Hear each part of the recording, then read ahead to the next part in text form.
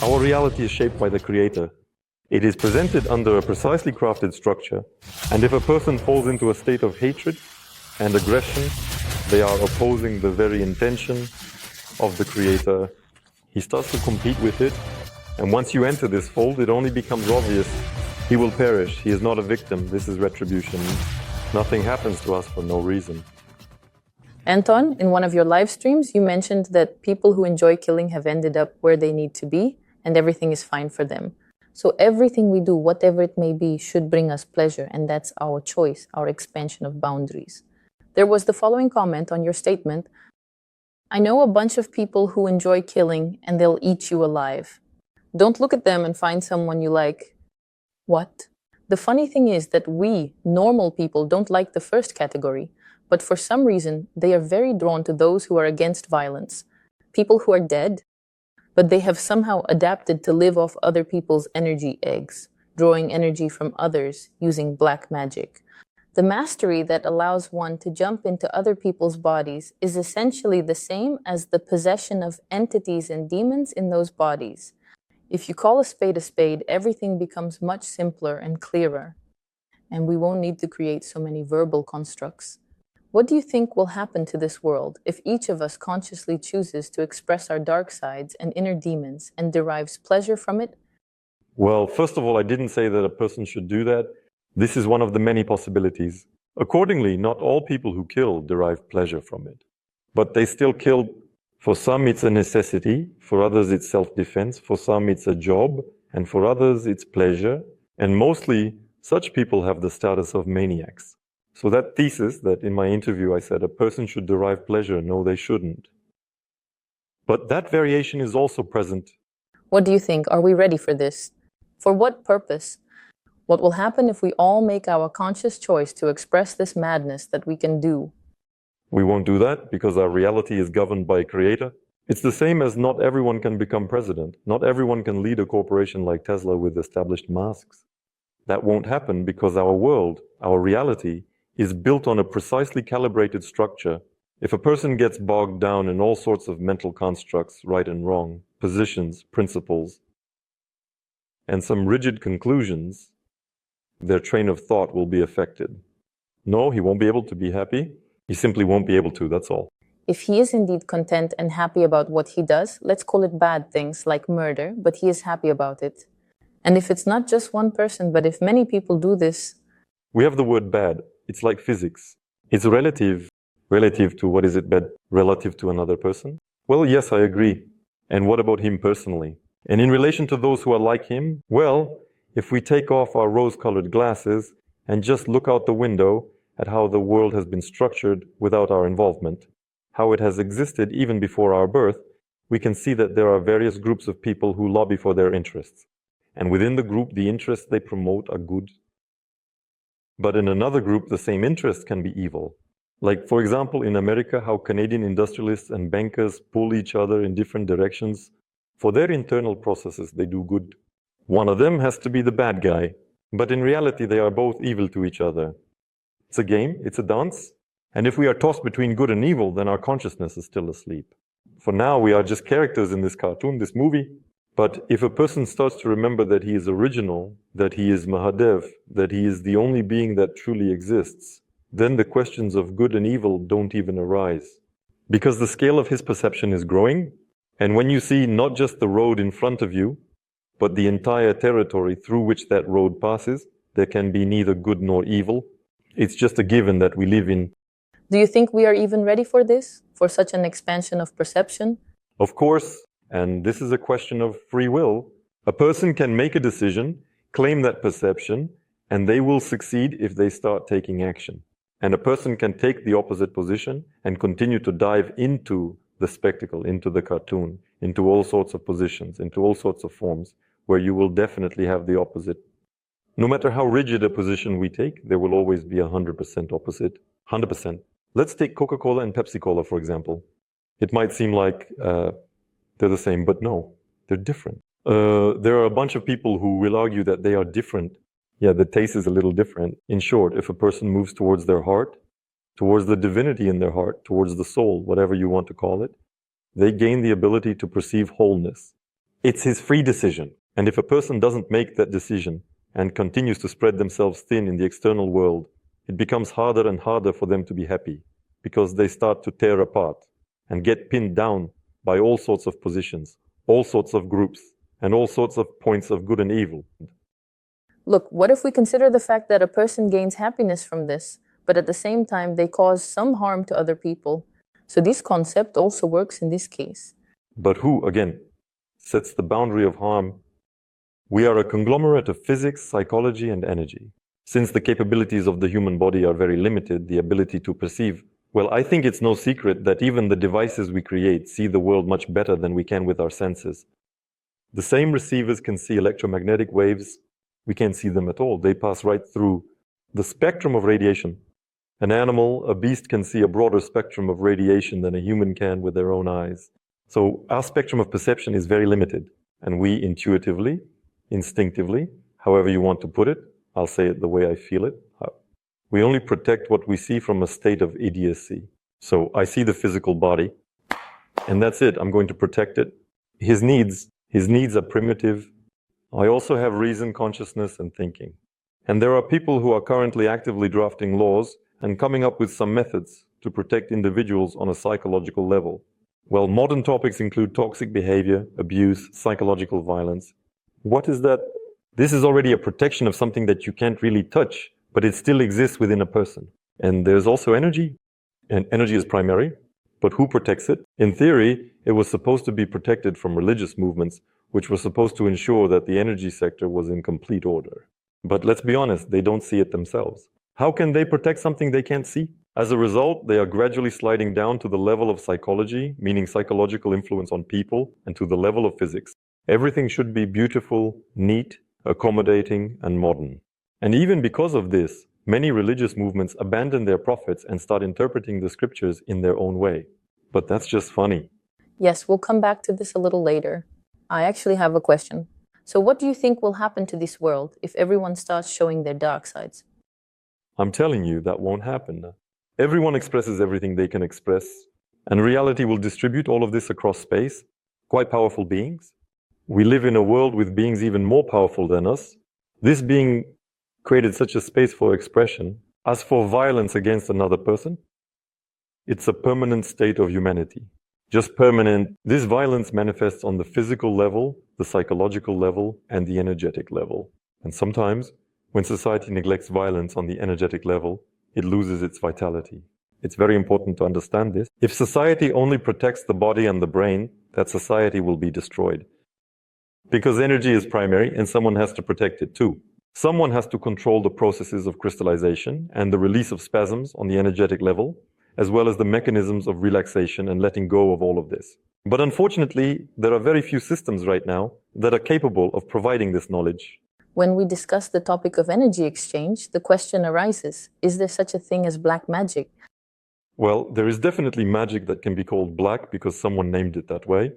And there are certain rituals that can cause quite a lot of problems for the person they are directed against. But there is a primary cause for this, the person themselves against whom all of this is directed. So if we take and pull out from the timeline only that moment in a person's life when retribution came, they are not a victim. This is retribution. Nothing happens to us just like that. And we shout that we must protect this person from retribution. We are mistaken. But who actually realizes and understands this? No one. Because people are mostly used to ripping out photographs from the outside world and based on that photo, or literally just a few frames, to make their conclusions. And if you look at the timeline, what did this man do? What did he do that reality allowed magic to be used against him? This must be something wild that he has done. And so when, for example, a person develops extrasensory perception and has the ability to see this timeline, or when they know this person well, not just from yesterday or the day before, but over the course of decades, they will say, well, they brought this upon themselves. But there will only be a few people who really know him well. And from the outside, it will look like some scoundrel is casting spells against, well, I don't know, probably someone who doesn't deserve it. And why doesn't he deserve it? He deserves it. We have rules in our world that cannot be broken. It's like the laws of physics. No matter what you do, they still remain laws. It's just the way the world is structured. And so things like this don't just happen to a person for no reason. So he earned such treatment, and this treatment has been realized. And why? Because of what? You need to look at a decade or two of his life. So this will happen no matter what. So a person can't protect themselves from this in any way if it's meant to happen. It will happen, it just might change form. So for example, let's imagine some abstract situation. The person has lost their vitality, but they have very strong health and robust bodies. He can't be taken down, for example, by illness, but he has lost his vitality. So he has faded away as a conscious living being. Well, accordingly, he needs to be somehow removed from reality. How will it remove him? Yeah, a car will run him over, and that's it. No health will help him there. Or an icicle will fall on his head, or some mystic sorcerer will come and cast a spell on him. Well, because the physical body is still not just energy. When it comes to energy, if you squeeze it hard enough, physics won't help. So reality will still find a way to deal with him. And why did this happen? Again, we need to look at not just a single photograph, right? Not just one event, but the entire life of this person. What did he do that was so terrible? And it might turn out that somewhere in his teenage years, he did such things that it's actually strange he lived to see this day. Reality is merciful, but when it makes a decision, that's it. There's no escaping it. Retribution exists? Of course. And this retribution is not based on human logic. For example, very few people realize the fact that resentment, that genuine, sincere resentment, is much more dangerous than a physical blow. So if I hit someone, reality has a claim against me. If I feel offended by someone, reality has 10 times more claims against me. Who realizes this? Only those who can see energy realize this. Without this, logic refuses to perceive it, because logic only takes into account what we perceive, and the human body doesn't perceive energy. That's how it is based on the initial conditions. It can be developed, but it needs to be developed. Regarding entities and demons, there are so-called energy vampires. I think each of us has encountered such people. What do you think? Do these people unconsciously drain our energy, or is it still a deliberate choice on their part? It happens this way and that. Of course, all of this exists, and it is indeed the case. There are people who do this excessively, and there are processes that happen naturally. For example, when two people are having a heart-to-heart conversation, there is a constant exchange of energy between them. One gives, the other gives. The first one gives, the second one gives. This energy exchange is happening. Another thing is that they will maintain a certain parity of potentials. If a person is very weak and chooses a parasitic way of behaving, then they are given this energy. So he starts a dialogue with someone, but the other person doesn't respond at all. So he consumes in one direction. He can do this unconsciously just to survive. At that moment, he's surviving on an energetic level. Yes, on a physical level, he's still okay. He hasn't fallen apart yet. He's falling apart, but he hasn't fallen apart yet. On a psychological level, well, you need to ignite something first to see that there are already some issues with his mind as well. So from the outside, it's not noticeable, but on an energetic level, he's already dead. He needs to save himself. And so he can do this unconsciously. And there's another option. When a person has mastered these skills perfectly, everything is in order for them on a physical level, a psychological level, and an energetic level. They just feel it's not enough. They want more. And he starts applying his skills to have more. But there are few such people because it's already an art. This is a skill that needs to be learned. But on a daily level, it still happens because that's our nature. A viewer writes, people understand one thing. Planet Earth is the place where souls come to gain new experiences for the evolution of the superconsciousness ultimately, or to work off karma for the imperfections of the soul in past incarnations. That's it. You live according to how you invest yourself. On other planets with different tasks, everything is divided.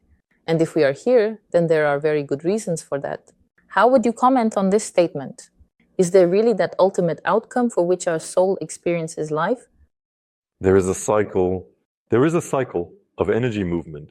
And having reached that ultimate outcome, what will you do next? Well, you've reached it. Well, you remembered something initially. Well, you see the entire universe, this whole momentary unity. Well, you experience every action and deed of each little part. What comes next? And then you move on to a new cycle because there's nothing else you can do here. You can draw cartoons for yourself and dive into them. You can come up with all sorts of scenarios and jump into them head first. When I entered these states, where there is no longer a physical body, nor our reality, nor other planets, when you go beyond the boundaries. Crystallized world, the formal world, where you are, when you go out into space, where there is no time, no forms, nothing, you are pure energy. Formless energy, you are essentially original at that moment. Well, okay, I've gone there, and then what? Well, you look at it, and it's great, wonderful. Then you start asking yourself, well, what's the point? There's no point. And why isn't there one? Well, because you didn't come up with it yourself. And as soon as you come up with one, you immediately launch another scenario that you can dive into and stay in until you get bored with it. And this, until you get bored with it, is also present in the life of an ordinary person. If our adult audience remembers their lives, then one way or another, they will all find a bunch of moments that once seemed super important and defining everything. And from today's perspective, it all looks really funny. It can't possibly affect you in any way. Just think back to your life as a child, what values you had, what interests you pursued, and how interesting it would be to engage in all of that now. No, everything is interesting, just breathe out, but sooner or later, everything runs out. And you come back to the original point. Your piece of consciousness returns to the original point. What for? To come up with something that has never existed before. Did we come up with the concept of karma too? The concept of karma is one of the conditions manifested here and now, where we find ourselves as a piece of original consciousness. But there are other parallel worlds. There are multidimensional spaces where completely different laws exist, where completely different rules apply. And so each piece of consciousness, after going through the cycle of this scenario and returning to its original state, can only launch another scenario. There's nothing else you can come up with. And when I was there, in a state of not being fully aware yet. So you can get there, but not fully aware. So when I got there, not fully aware, I shot out a question and said, well, everything is known, everything is clear. What's next? And immediately in your mind, the answer manifests that all the cards are in your hands. Do it. What's next? You are the creator. Just do it. What's next? But this happens specifically to those pieces of consciousness that can detach from the importance of everything that's happening here, from the value of everything that's happening here, from the interest in everything that's happening here. It's only in this state that you detach from this scenario. It just remains a kind of construct in space. And while you're inside this scenario, yes, you're living and you have a bunch of different situations here. It's like virtual glasses. Here, pixels create an entire world. Just the lighting pixels create an entire world. And then you look, you lift those glasses up and you think, it seems like I've played enough. You look around, what else is there to do? And again, you put them on and you just launch some other one. And for what purpose? So you're talking about the scenario, about changing scenarios. So what's the point of changing scenarios then? Why are we going through this experience? So what's the point? To realize all the variations of possibilities that are available. They are infinite. Can we become aware of them? We can, I'm saying, when a practicing person, I can take myself as an example. He tortures himself with the Kesars for 6 months, practicing regularly, and he gets the chance to reach a state where you realize that you are originally everything. That's why I say there is only one being that simply divided itself into many little pieces. And each of these little pieces can return to the original state and take a look. And then you just get bored. Well, it's boring. Well, everything is clear, everything is known. That's it. You're alone. I want to forget. And you forget again, slipping into some kind of scenario. You can even return to the scenario you flew out of. You can come up with all new scenarios. You can adjust these scenarios. But to reach this state, you'll have to work hard. So it's not like I just talked about this and now everyone will sit down and say, that's it, I'm original. No. There are huge, powerful mechanisms here that support this game, keeping us within a very narrow perception. And they don't allow us to expand our perception to the original state all at once. But if this little piece of consciousness digs in its heels and says, no, that's it, enough. I want to remember my original state. Then the grip of the system weakens, weakens, weakens. And at some point you break free. But it's hard work, it's a job. In other words, I don't know how else to do this. Continuing the topic of the soul's experience in karma, there's a question. I would really like to ask Anton a question. Suddenly he will see the comment and respond about animals. We work at the dog shelter, building it, feeding, and taking care of the animals. We often see injustice towards them and cruel treatment. It hurts a lot and hatred arises from it. I know it's wrong. It's really hard when an animal goes missing and you know it was just shot. What should we do in this situation? Not help? Step back from everything or accept it differently? Maybe we're doing something wrong? I would appreciate an answer. Anton, do you think it's necessary to interfere with so-called karma and get involved in the process of saving? Basically, these kinds of things are done by people who can't take responsibility for their own lives. And in this way, they compensate for their inability to take responsibility for themselves by taking responsibility for someone who is simpler and more primitive. An animal still remains a beast.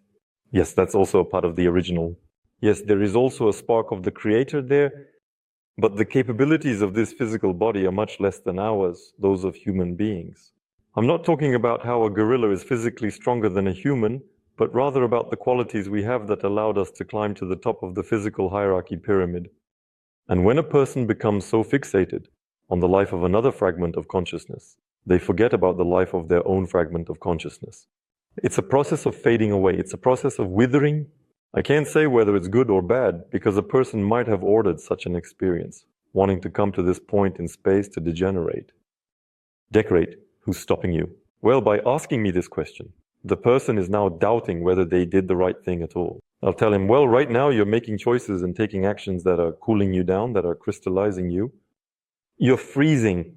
You're freezing like a drop of water that used to be pure plasma, pure energy. Focusing all your attention on more primitive forms of life. Yes, that's also a creator.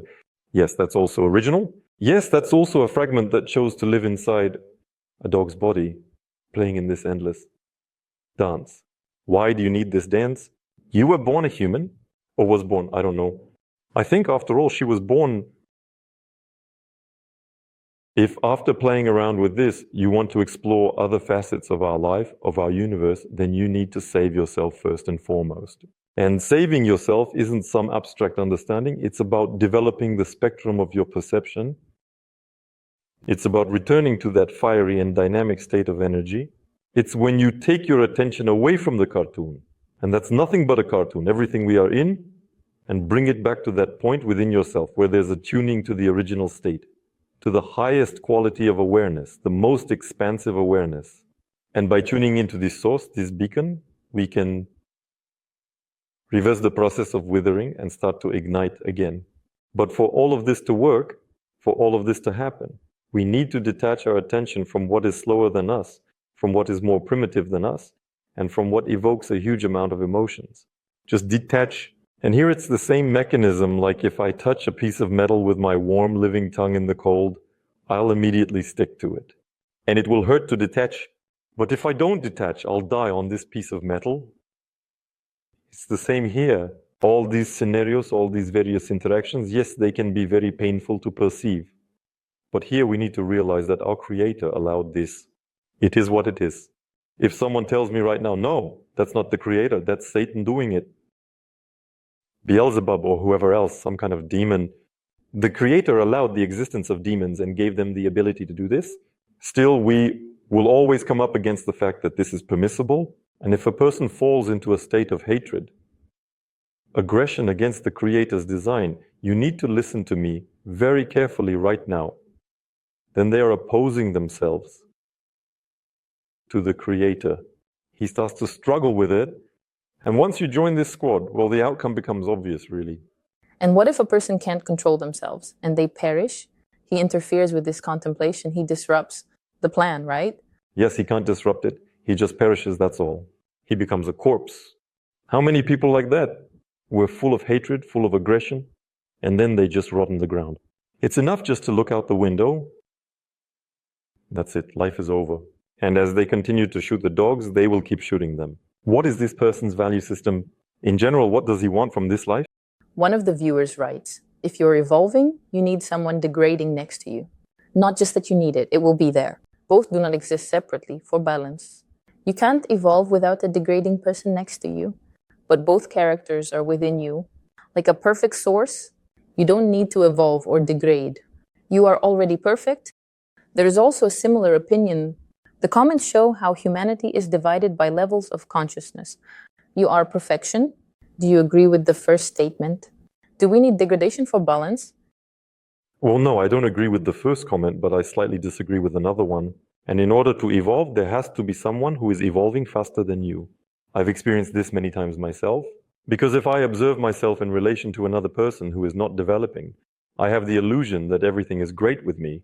If I observe myself in relation to someone who is degrading, I consider myself to be simply impeccable. But as soon as I can compare myself to someone who is evolving faster than me, it's not just that I'm standing still, I end up regressing, it turns out. And that really motivates me. And when I started teaching actively, when I had a lot of people who liked the system I was showing, who liked the exercises I was giving, I got the illusion that I was really doing great, that I was really good. But after a while, I met my Ashan and realized that I wasn't just standing still. I had actually taken a few steps back. Ashan is a teacher, and it's precisely the contrast with those who are better, faster, or of higher quality that gives the impulse for development, for evolution, but no other way. So you agree that everything is already perfect, everything is originally complete? Well, I agree that everything exists simultaneously, and at the same time, the original is manifested as a point, as a wholeness. Well, you can say it's not just a point, you can say it's like a harmony, like a language, or anything you want. In general, as a wholeness, and at the same time, it is manifested as a multitude of disparate particles in various degrees of the dream of itself. Here I am sitting, I'm a particle of the original, which is somewhere out there at that level. There are worlds where particles exist at a more or less decent level. And there are life forms where the levels, you can't even see those levels from here. This is all a manifestation of the original. It all happens simultaneously. This is the deepest illusion of a person, that they live along the line of time. If we accelerate our consciousness to a certain degree of mobility, time actually stops. So you become aware, you observe, and everything freezes. If you accelerate your consciousness even more in terms of mobility, you start to see the entire timeline as a whole. Here's the moment. You somehow appeared here, right before everything comes to an end for you. Right away. And then you realize that it turns out this fate, yes, this timeline, you can rewrite it anew, like lightning, from which other branches of lightning shoot off. And each of these branches of lightning, that's another timeline that gets written out all the way to the end. So reality is not at all what it seems to us while we're inside a physical body. Being inside a physical body is like sitting in virtual reality goggles, completely unaware of where that very original is located. It exists, it also exists, and it is also aware. And so there are methods, there are techniques, and I show some of these techniques on how to achieve perception. It's an absolutely real perception, even more qualitatively of yourself. Perception when you can be here and play this game because it's fun, it's really interesting here. And to go so deep into the original state that you just see it's like a certain pattern in space. All these scenarios, timelines, worlds, dimensions, degrees, parallel worlds, other planets. These are planets in all sorts of variations and manifestations. Just a pattern in space. And in this pattern, you can focus, being in the original state, concentrate and get so caught up in the game that you forget something original. This is the kind of world, this is how I see him, and I'm not the only one who sees it this way. And about what the commentator wrote, well, some aspects are valid, but the overall concept doesn't quite match reality. Anton, you have a very large audience and many cases with incredible results and words of gratitude, but some believe that you are spreading evil and are mistaken in the knowledge you share. There's a comment like this. Anton, have people like you brought goodness to others? I only see the consequences of evil. It's no coincidence that the phrase goes, don't do good in excess. You all focus your minds on one thing, but the world is multifaceted and multi-layered. There is personal knowledge and the knowledge of a nation. You don't take into account many combinations and interactions, which is why you're mistaken. The story of the blind man, the wise man, and the elephant, wake up, and a lot of exclamation marks. Anton, how do you see the duality of this world? Is it right to separate and label events, good and evil? Well, this is actually an old record, and I won't go into it here. You declare both good and evil to the pioneers. This is another, the illusion of man. That's all clear. It's already been discussed and is well known. Here, the principle is a bit different. I want to tell, to show and explain. And the principle is that there is only one being. This being has divided itself into many little pieces. These little pieces have, their perception is so narrow that they have no way of remembering that they originally existed, that they are God. And these little pieces have the intention to play a game. while other pieces have the intention to exit the game. And those little pieces that want to play, they're like a spoiled child who clings to a computer and resists with all their might any mechanism that pulls them away from that computer. I think it's no secret that everyone is somewhat familiar with gambling people, and they will resist with all their might and call everyone the worst names who try to stop them from enjoying that thrill. I'm not just talking about casinos here, I'm usually referring to computer games. I don't know, Counter-Strike, Dota 2, how many emotions are there? How many feelings? How many interesting words there are? Adults in the mouths of children. It's all about the desire to play. And of course, when I come in and say, I take my head like this and say, look, besides the computer, there's something else. This person will be outraged, resist, and see me as evil. That's the right reaction. But I don't go to such people. I don't impose what I'm sharing on anyone at all. People come to me themselves. I say, guys, look at what there is. I can teach you. But why does this happen?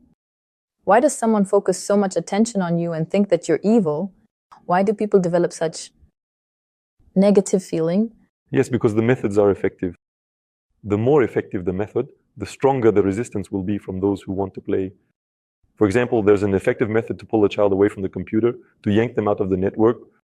Just go up and pull the plug. Accordingly, the child will be most afraid of this and will resist it the most. It's the same here. The more effective the method I show for awakening, for realizing oneself initially, the stronger the resistance will be from those who have encountered this in one way or another, who have felt a spark of it. They want to play. They don't want to remember who they originally are. They're fine as it is. They're satisfied with everything. And that's also a normal, completely sound position. So when I'm doing what I do, I never take the initiative regarding a person.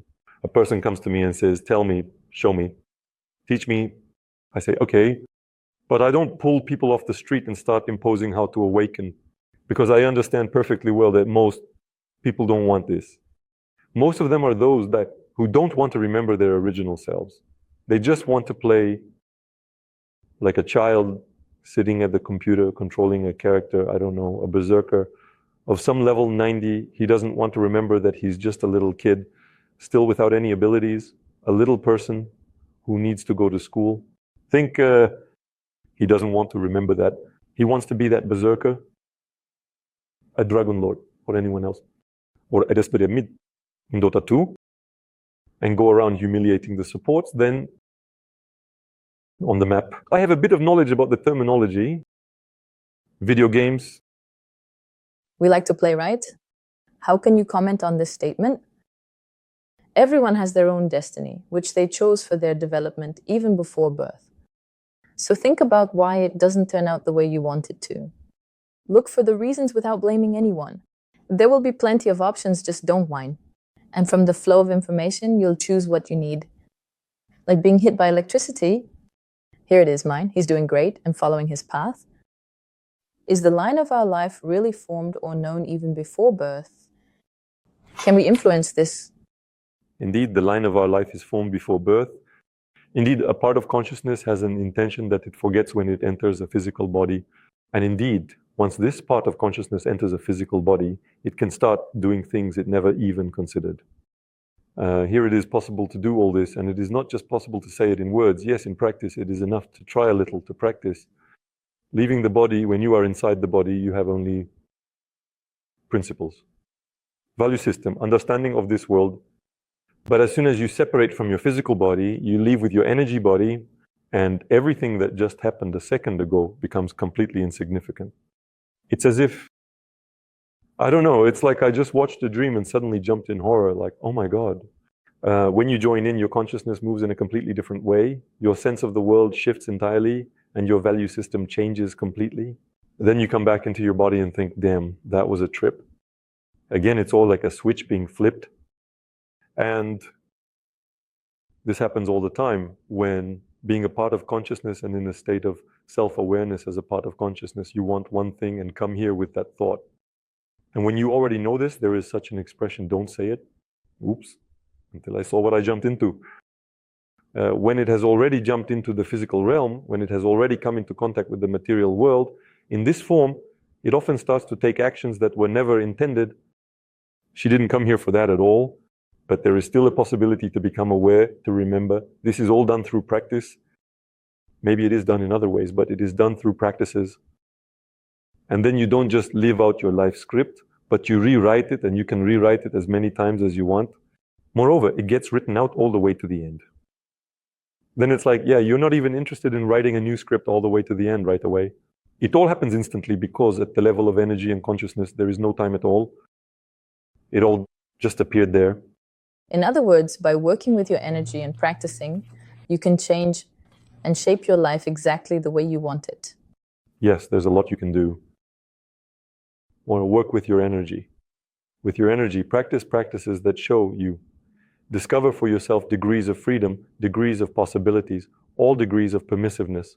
And the more you become aware and teach yourself to master energies, since energies are our primary essence, the higher your degree of freedom becomes. How will you manage them? This is something that each person decides, because there is a very big difference when you have spent half your life studying, for example, living on 50,000 a month, and then suddenly something happens and you start earning 1 million. Why do you need those life skills? For 50,000, you don't need them anymore. It's the same here. A person gets used to their limited possibilities throughout their life, and then they sit down, practice, and their possibilities expand. They think, wait, I actually want everything to be different. And then his possibilities increase even more. He's like, wait, no, I want everything to be different again. And no problems at all, because energy is primary. Anton, how can you understand your true self, and how can you realistically assess your abilities and possibilities? I mean, without judgment. Just on that topic, a comment came in. Hello, I was recommended to you. I'm kind of unusual altogether. I'm told that I am from the higher realms, that I created God and this whole world. Please help me understand. Thank you in advance. That is to me, to help the commenter who created God. Lord, who am I then? So what did I create then? Listen, well, to understand your true self, you need a holistic perception. This is on the level of physics, psychology, and energy.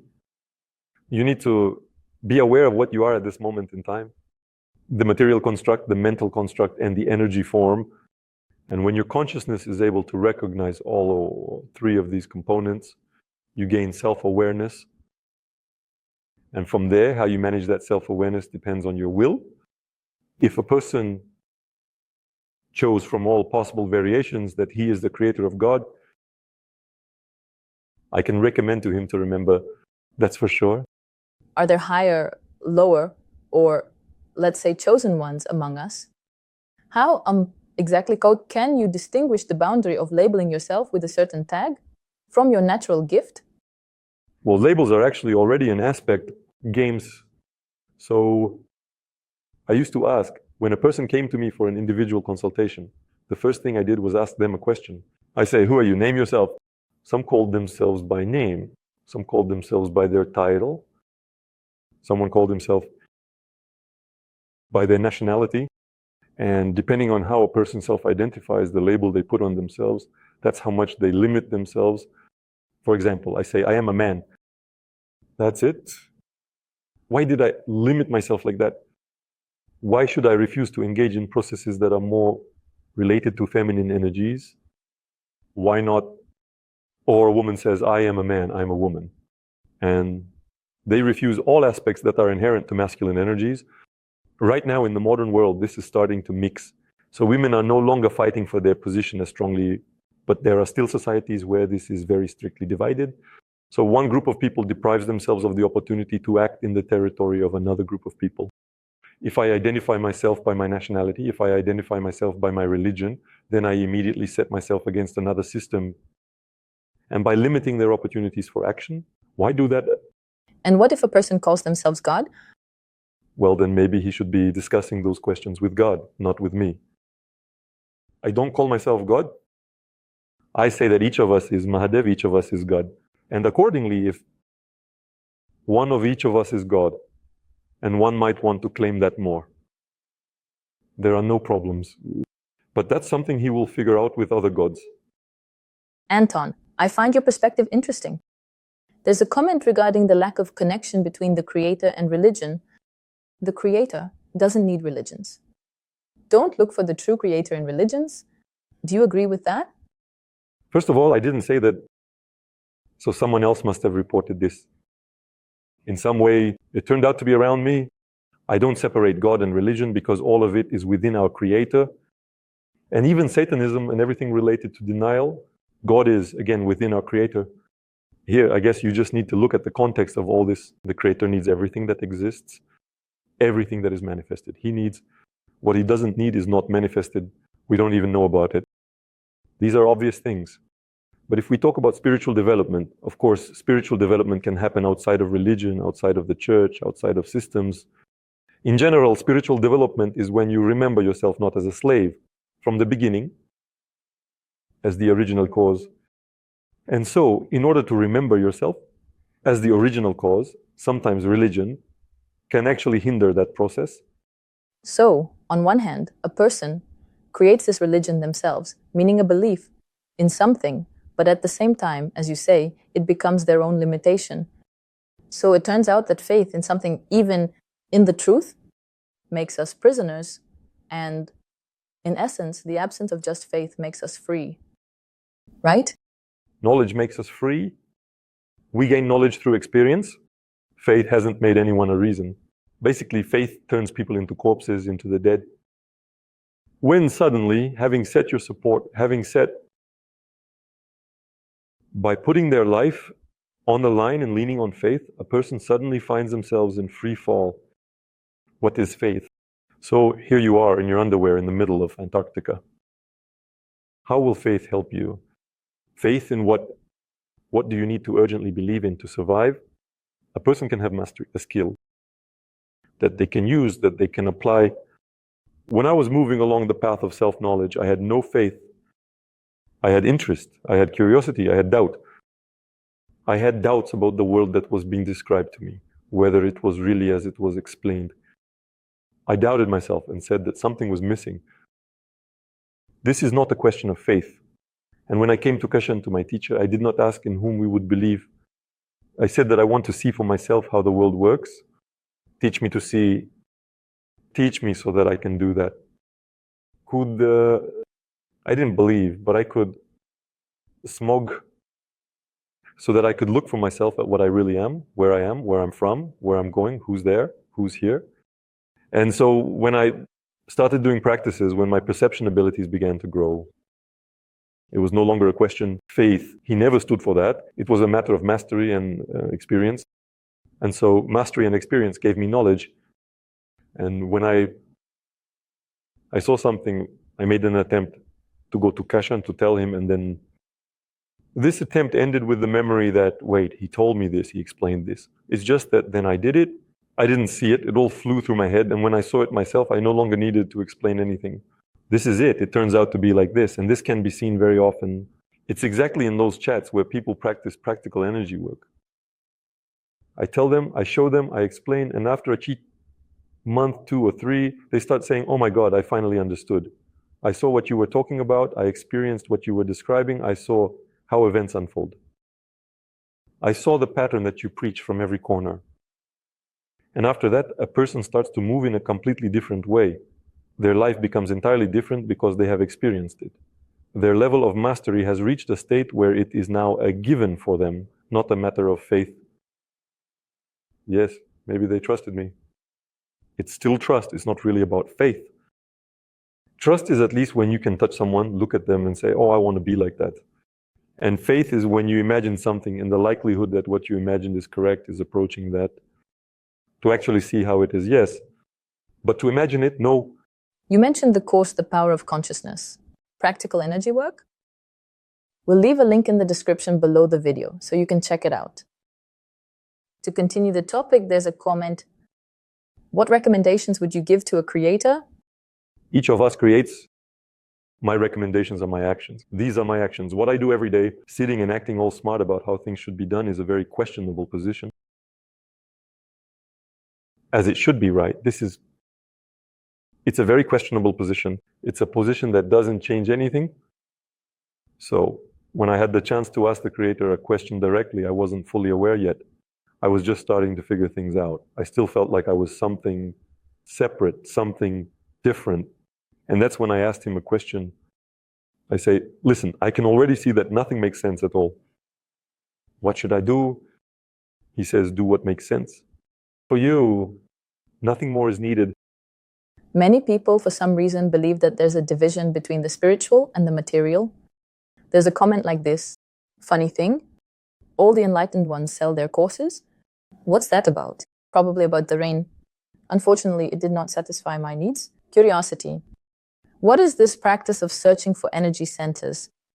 I didn't find the promised link. Do you know why that didn't upset me? To start with, I'd like to satisfy my curiosity and talk about the practice. Could you tell me a bit more about the practice of searching for energy centers?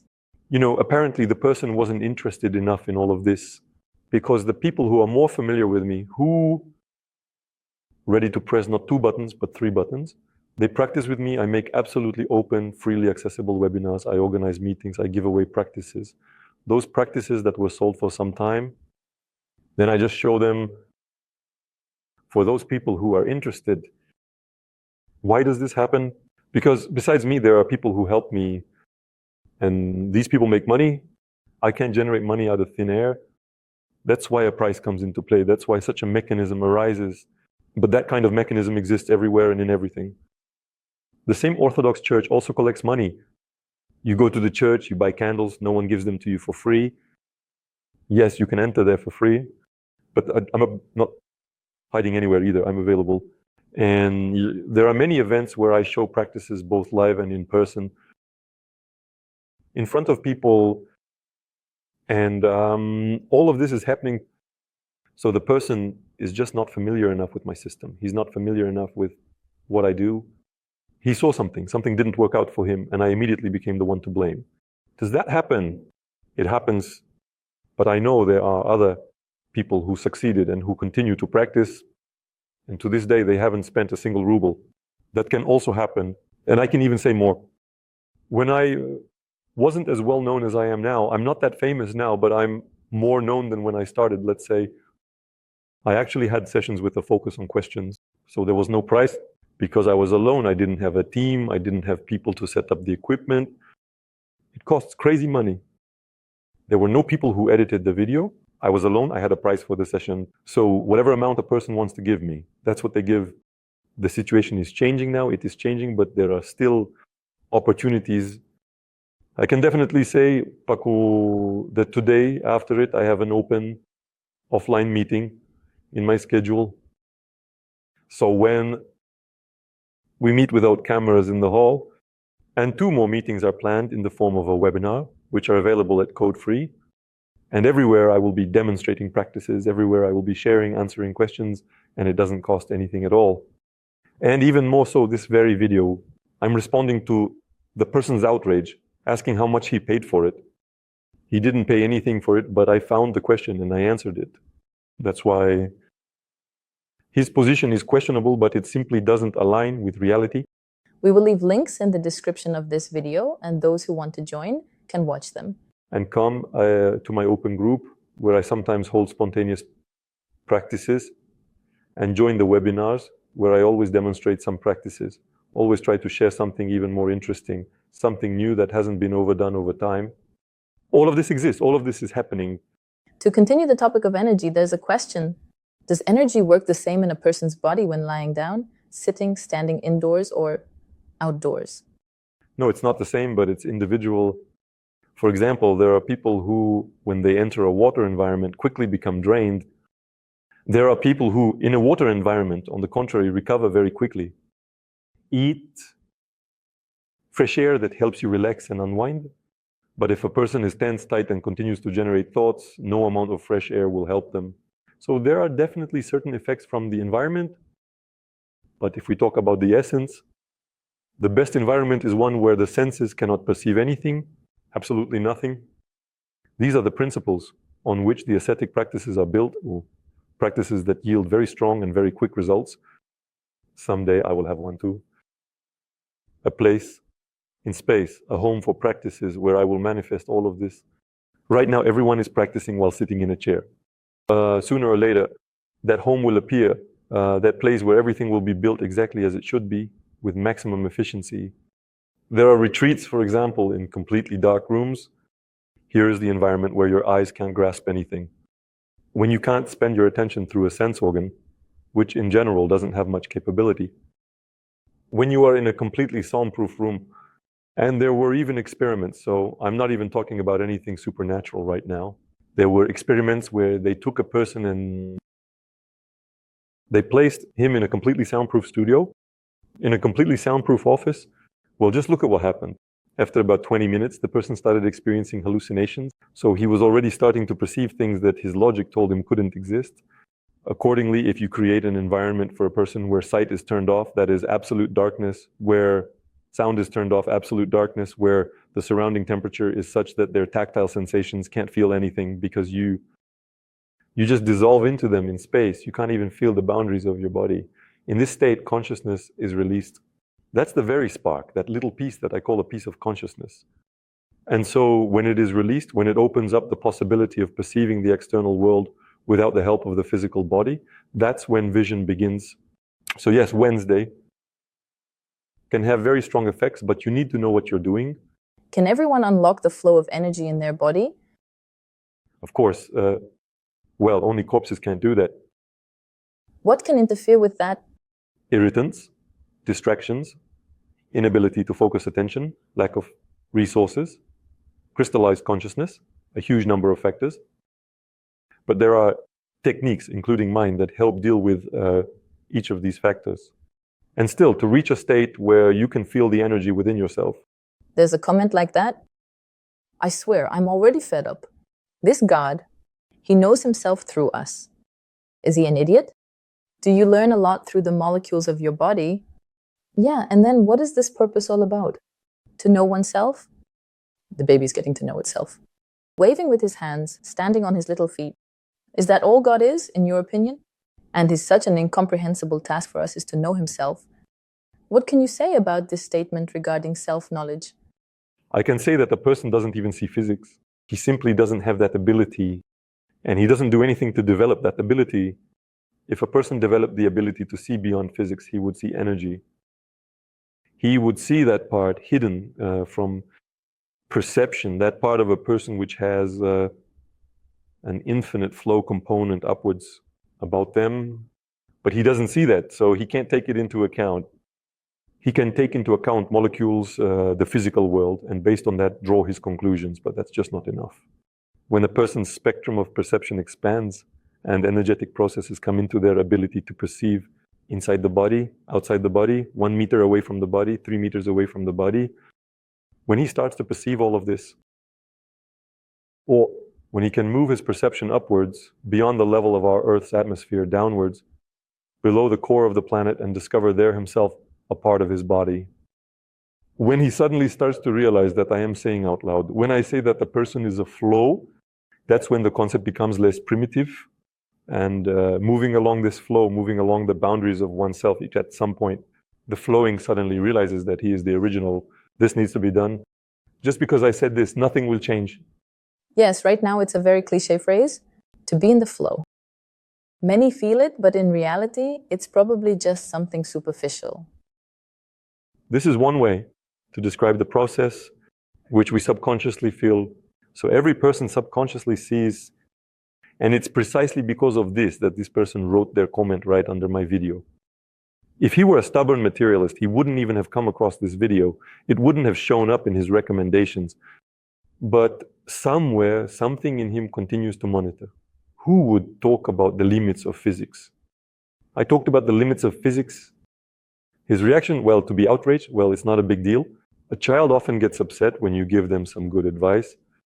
Then after experiencing it himself, he finally agrees, saying, damn, dad was right after all. When he himself becomes, for example, a dad, it will happen sooner or later. There are even some like these pictures on the internet, right, where a child is thinking about something, then a teenager is thinking about something. And when this teenager grows up and is sitting there as a 30-year-old, he has thoughts like, what would my dad do? Well, I mean, this is a normal process. We must constantly demonstrate this. The other thing is that you can get carried away in these processes and never discover your true nature. Can we be a bit capricious? throwing a fit about everything that moves, and then eventually agreeing that that's just how it is. Can we come up with this self-knowledge ourselves just to justify and explain the physical way of our existence? The possibilities of man are so vast that he can potentially create an entire universe for themselves. But since we are currently in an already created universe, the rules here are what they are.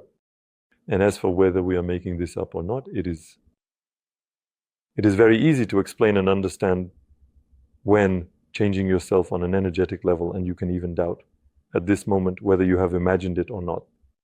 You suddenly see how everything around you changes on a physical level, and at this point it's hard to doubt. You're sitting on a chair. You practice for a week, you practice for a month, you ask a question to your teacher, you get some kind of answer, you adjust yourself, and then you get up from that chair, and around you is a completely different life. What is this? An illusion, a fantasy? No, this is the material world. And when I, for example, turn to my Devi, I say, Devi, I'm already out of strength. I need to somehow do something. I'm sitting on a chair and not doing anything at all. I open my eyes, get up from the chair, and I receive a call that changes my whole life. Is that also an illusion? And when practitioners come to me with the question, how can I convince myself that this is right, that what I'm perceiving is true? I say, look at how the people around you react to you. The first to react to you will be animals when you start to manifest something. Following them, your family and loved ones will react to you, and you will see all of this. On the outside, you don't do anything except for the practices. Well, no one has seen them. You do this inside yourself. And then you see the consequences of these practices. Even before you get up from your chair, this is how the understanding comes that all of this has a place to be. There is an opinion that a person is a transport form of existence. How would you comment on that? Listen, you can mean anything by that. A transport form.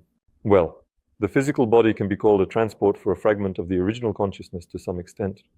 But if this fragment of the original consciousness wants to travel in multidimensional spaces, then it will have to take care of its body. And also to transform and change it. For example, one of mine. The next steps of evolution are to transform physics into pure energy. This is the body of light, the rainbow body, fire from within. I'm just using different terminologies from various traditions, but it's all about the same thing. Why? Because I want to travel in my body. And next, if this is called, yes, flesh, blood, humanoid, the next form, it's called a yantra. It will still be my body, but it will be pure energy. To some extent, yes, it is a transport. What forms can we take? Why do they change? Can we choose them ourselves? Yes, we can change these forms. Step into an atomic reactor, and your form will immediately change into a puddle. The other thing is, will we be able to survive in this form afterwards? Well, we can do all of this. But the question here isn't about what we can or can't do. Here the question is about why do you want to change your form? It's described in different books how people turn into wolves or bats, like in the movie Harry Potter. One way or another, it still slips through. Yes, there are those who do it for real, and there are those who do it in movies. But in any case, we are designed in such a way that we cannot invent something that does not exist. Somewhere, sometime, at least somehow it was done. And those who did it were interested in it. And those who aren't interested won't even look in that direction. And tat, again, there are variations when you change yourself. Like developing your physique, for example, through bodybuilding. And there are variations when you develop your brain and control over the material world, and you create an exoskeleton that surpasses any bodybuilder. It's all a transformation, a change. So yes, all of this is possible, but the main question is why? And that will motivate you. The answer to this question. In one of your broadcasts, you mentioned that prophets exist, and you agreed that Zhirinovsky is a kind of a prophet. There are such comments on this topic. Zhirinovsky had a 16 hertz demon, and he was prophesying. If demons were advising Zhirinovsky, then Biden too. Angels are singing. What is your vision? A prophet is the chosen one through whom information and knowledge are sent to us. Why is it revealed to us and by whom? It's just a dance of everything with everything. Just nice. I have a decent understanding of physics because I spent part of my life earning a living by assembling electrical devices. And the 16 hertz demon sounds, to put it mildly, amusing to me. because I know what that is. It's a nice hat. I know what a demon is because besides electricity, I've also been exploring the reality I'm in. Yes, no, those words are incompatible. Yes, people have allies on that plane. That's right. And what, something changes, a person falls dead from this, I don't know, they were crucified on the cross. What happens to them? Yeah, nothing. They age and die just like everyone else. Yes, their lives are more fulfilling, more comfortable, but no one interferes with those people who are interested in that kind of life, to find an ally for themselves. I know these practices, I showed them to those who is going down that path, those who have made such requests. Yeah, I don't advertise them to a large audience and I don't use them myself. But if a person comes to me and says that I want to, well, look, here's how it's done, and I show them, then a person comes and says, damn, I, as a human being, can do more. I say, of course, you can, it's just easier that way, so primitive. So less responsibility, that's less you need to work on yourself. It's easier to degrade that way. I don't want to degrade, so I refuse such interactions, but I completely understand that they exist and that people use them. As for the prophet, whether someone is a prophet or not, a prophet is a person who has the ability to manifest that. Some people have that ability while others do not. I know people who, after some event, come to me and say, I saw this, I knew this. I say, well, where were you before this happened? Well, I'm just something. Weird. You're shy. You don't want to look like you're doing something wrong. But you were, in essence, also a prophet. I just refused it. You refused, but what difference does it make why you refused? And there are many people like that. There are many people who refuse to be a prophet to themselves. Although they feel, see, and can predict, moreover, they can predict not only through extrasensory abilities, but also thanks to their developed logic and awareness. What difference does it make where you get this information from? We are wholeness, unity. And there are people who aren't shy, who are ready for a multi-million audience to say, my position is this and it will be so. And some not of these people turn out to be right because they have high mastery. And there are those who made some noise, chatted, and went somewhere, lost in space. What do you think? Can public figures like Zhirinovsky, for example, be a reflection of our collective shadow? Why shadows? So they can... In my outrage, here the material gets into changes in color. Society does not cast shadows. It emits vibrations. And the conglomerate of these vibrations forms a leader. A place for a leader, and that person who possesses the qualities will fit into these vibrations, and they end up in the place that society creates. What society generates is decided by society itself. Each one decides separately what vibrations to emit, what to strive for, what value systems, what priorities. And as soon as this is formed, someone appears who will be a reflection of all of this in one. So it's a conglomerate, and that's how leaders emerge, and that's how it all comes to be. So essentially the energy field of society creates... Yes, it creates its own leader. And the fact that everyone sincerely believes that we just need to remove the president, and right away society will become, well, it won't become different. People living in the territory of the Russian Federation have demonstrated this 100 times already. We had Stalin, then they tried to do something about it, but nothing worked. All the same, society generated such vibrations that it appeared again essentially more or less the same. And if you again get rid of it and try to do something, most likely nothing will work. And again, some other person will appear with a different name, a different last name, but they will do exactly the same thing. And so it is with everything.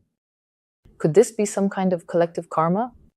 Why karma? Can the concept be projected onto political events, that we have to go through a certain stage, a difficult stage? But why is it difficult? I'm not feeling heavy right now. There have been many such stages in our history. I have no idea why they are difficult. Look, when I was born, the Soviet Union was on its last breath. There were no products, coupons or tickets, I don't remember what they were called. There were kilometer-long lines, there were no goods. Everything was in short supply. I walked down the street to school, I was learning about this world, growing up. Then the Union collapsed. Some kind of madness just started. All the possibilities, everything, some kind of variations, everything poured out like from a horn of plenty. There was nothing, and then everything appeared. I walked down that street just like that. There's a school, a house, a park, a forest. An attraction is Mikhailov Park. And then the war came. The first, the second war. And, nothing happened on my street. I walked down it just like that. Yes, I know very well that there are streets that have been destroyed. And in their place, other streets appeared. But let's be honest, wars are always happening on our planet. They never stop. Conflicts are always happening.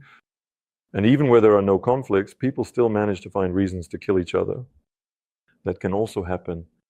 But where will you find yourself on that street that survived the Soviet Union, the collapse of the Soviet Union, the establishment of a new state, several wars, sanctions, and is still standing? I can still go visit my parents and walk down that street. Or on that street that was blown away by an explosion, some kind of explosive bomb. Where you are, where you find yourself, depends only on you, not on the world. Continuing on the topic, there's a comment like this.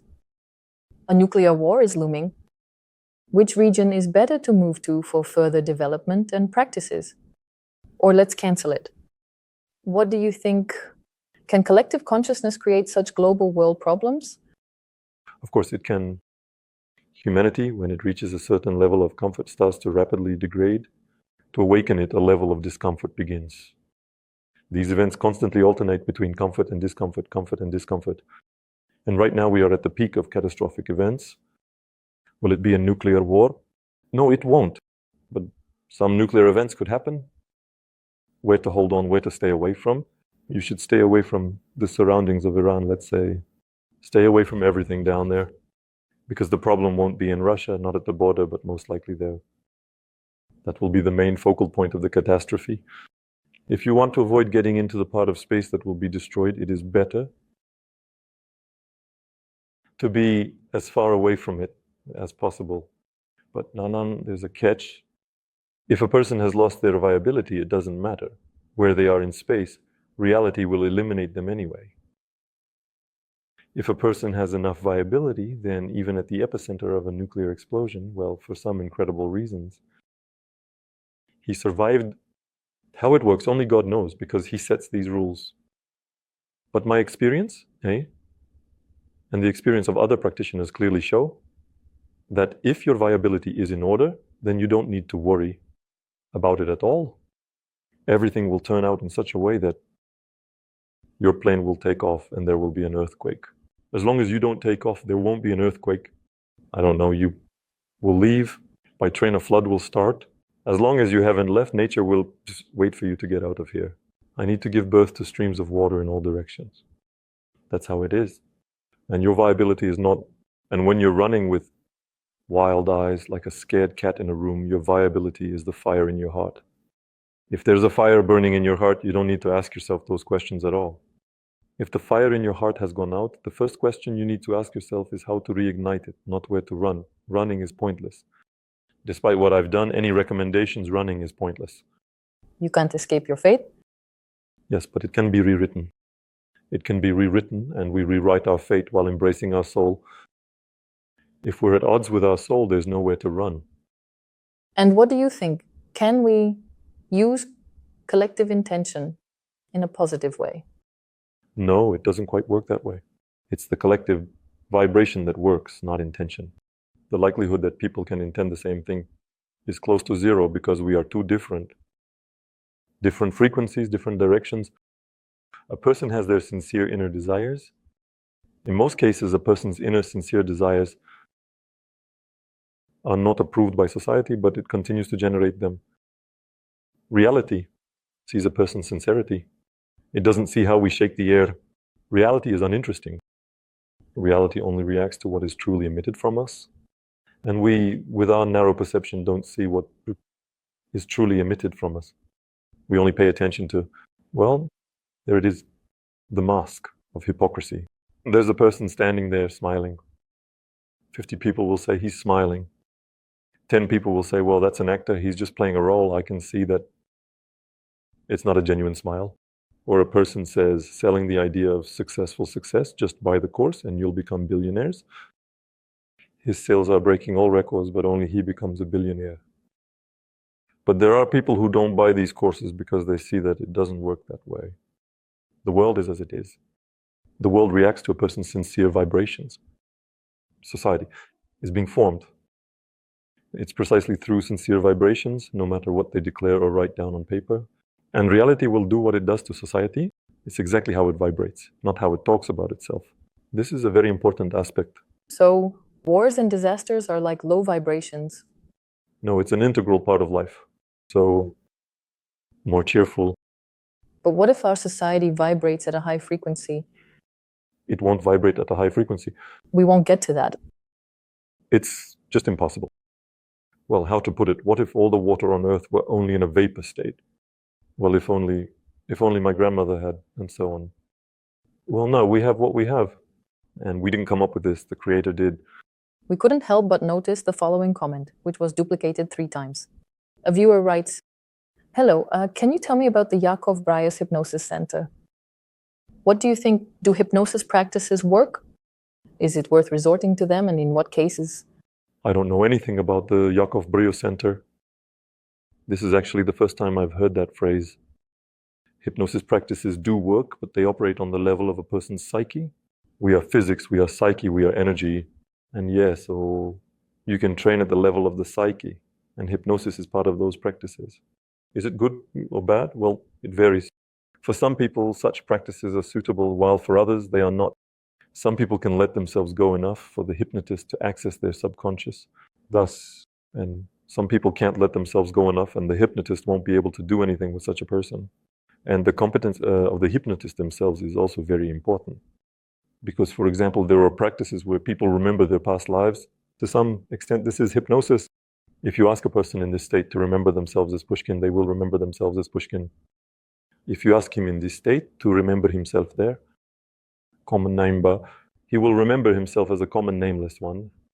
So the competence of the person who gains access to the subconscious through this technique must be quite high, because a person in this state is very suggestible. He visualizes very easily and sees a dream about what he is saying out loud. And sometimes people would come to me after that. They say it out loud. And sometimes people came to me after similar procedures. I don't remember what they're called now. But the essence of them is that they immerse a person in a hypnotic state and ask them to recall their past life. Many of those who practiced with me and went through this procedure in parallel, they agree with me. They say that now I see that I could remember in principle anything there, and they could call anything their past life. So this is possible, but there has to be mastery on the part of the facilitator, where he directs a person's attention, what he suggests they do, what words he chooses, and whether he can speak to the person in their own language. And if at that moment in this trance state you suggest a person to direct their attention, for example, to their soul, then you can really talk about something truly real. And if a person is simply asked to remember themselves as a little cat, a dog, Lermontov, or Pushkin, or their own neighbor, there's a great likelihood that he will remember it. But those will just be fantasies in an altered state of consciousness. Is artificial suggestion perhaps helpful? Or is it better to solve your problems by working with your conscious mind? You know, suggestion is a mechanism that can be extremely problematic, because at the brain level, neural connections are formed on average. As medicine can currently explain, on average it takes about 21 days. If something has been suggested to a person, then on one hand he has a certain behavior pattern, and on the other hand the neural connections for it haven't formed yet. So he doesn't have the skill to behave under some kind of belief. And here you have a situation where you've been suggested that you can fly a jet, but you actually can't fly a jet. It's just suggestion. So there are no neural connections, so how can you manage them? So you get on a bike and learn to ride a day, 2, 3, a week, a month, and then you don't even think about how to ride it anymore. It just happens by itself in some magical way. You no longer need to catch that balance. The same with a skateboard. The first time you step on it, it just flies out from under your feet. But then you jump on it, hop off it, dance on it, and it somehow magically coexists under your feet. Why? Because neural connections have already formed, and your physical body knows how to handle it. But that's not suggestion, it's a skill. Do you think the subconscious controls a person? The subconscious contains a huge layer in knowledge. But as long as this vast amount of knowledge is not conscious, it cannot control a person. So a person doesn't control it, but rather knows what the consciousness is, right? A person controls their consciousness. There are many comments and words of gratitude from those who follow you. Here's one of them. Hello, Anton and the team of like-minded individuals. I recently purchased a course package and an annual subscription. I'm a newbie, but I love everything I hear. I feel a thirst for knowledge that you abundantly satisfy. I have the feeling that it was your manifestation that I was waiting for in my life. Do you agree that the knowledge brought by a mentor or teacher can only be accepted by someone who is ready for it? And even if he's a beginner, he will be able to unlock his true potential within himself? And it all depends on the readiness for it. Or is it still about desire? I agree. Wait, what am I supposed to agree with? That anyone can be a beginner in anything. So I went to study the font, I was a beginner, and now I'm teaching. I went to school, I was a beginner, then I became a senior, but we live in such a way that when we engage in any new activity, we become beginners. So this can't really be a limiting or defining factor at all. It's just a given. What does success depend on? Success depends on whether a person can practice the techniques that I demonstrate. And apparently, if a person bought a package, they have joined my closed club of practitioners where we practice on a regular basis. At the moment, during the time of recording these answers to the questions, we practice 3 times a week. Regularly, consistently. And a person can include mine not only in intermediate and temporary spaces in the videos and practice on their own, but they also have the opportunity to practice with me. If a person does this, they have no chance of avoiding the results. If a person doesn't do this and just buys the course, what kind of results can we talk about? So just buying the course is not enough for everything to work. So what should I agree with? That a beginner might succeed. Yes, they can. But it will only work if they do what I show. Can everyone do it? Of course, everyone, each of us, Mahadav, each of us is original. Of course, everyone, each of us, Mahadav, each of us is original. And that's why everyone can open this state for themselves. To open this level of consciousness for oneself, to master the energies as one originally possesses them. Everyone, except for the corpse. But the deceased haven't come to me yet. A viewer writes about how everything is arranged in the world, as described in the books of Alexander Savrasov, the series of books Knowledge of the Origins. Are you familiar with these books? And do you agree that the secret knowledge of the universe is sealed on paper? Yes, no, it's impossible to write it down on paper. This knowledge about the real structure of the universe is transmitted through video. We have 2 ways of understanding Nana and video. Jnana is losing its relevance because I think it is no longer a secret for anyone that a person having graduated, they spend their entire childhood and youth in school and then part of their youth in college, and when they come to work, they can't do anything. They still have to spend some time learning to do the work that is required of them. Why? Because it's not possible to teach a person solely from books. No way. A person must have a work skill. And it doesn't matter what kind of skill it is. We can't learn to ride a bike, not from a book. Well, we just can't do that until we get on that bike and start pedaling. That's when the learning will begin. We can't learn to fly a plane just from pilot stories. We can have an idea of how to do it, but we can't actually manage it. And for pilots, and even in earlier years, there were still some simulators, some sticks. They still had the opportunity to feel those control levers. But it's not possible to teach a person from books. It doesn't work. There must be real practices. There must be real processes. Even I have this. Even though there are no books, I'm explaining all of this. Then the practices begin when a person sits down and starts using their perception, touch all these processes, touch them, not just listen about them. We gather and practice on a regular basis. I have a club for practitioners. I talk there for about 15-20 minutes. And then we sit for about an hour and a half and do the practices. I'm already showing these processes there. And a person learns, so give me the book. where everything is written down, it won't change anything. Yes, there will be some ideas heavily distorted, heavily filtered through the barrier of language, the translator's barrier, the barrier of one's own perceptions, the barrier of one's own implications behind each word. After all, the same word can be perceived differently by different people. And what one word means for one person, it's not a fact that the same word will mean the same thing for another person. No, it won't.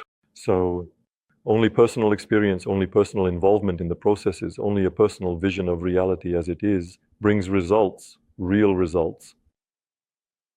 I read this, I heard it. I got an answer to the question. It's not something that gives a person knowledge and the ability to move forward. So we won't find the truth in books? There's a comment like that. And I would divide it into two parts. One of your listeners describes the following. Anton, I remember my past lives, 2 clinical ones. There was definitely panic, and there people are mostly greeted by the memory of the soul, phantoms. But that's my opinion and feeling. I'm not imposing it. My grandfather was reborn as my son. I just know, and there is evidence. My father passed away recently. It's not even been 40 days yet. I saw him and tried to see him off. The main thing, probably, is the thoughts at the moment of departure. It's a pity that the Bible, they removed the topic of reincarnation. Are there reincarnations in past lives? Can they be remembered, and how can that be done? It's very interesting that the person who asked this question knows that the topic of reincarnation was removed from the Bible. There is a mechanism, an analogy of which we can see in nature. It's the water cycle. When water is in the form of an ocean, a river, a stream, a spring, when water is in the form of vapor rising above the lake.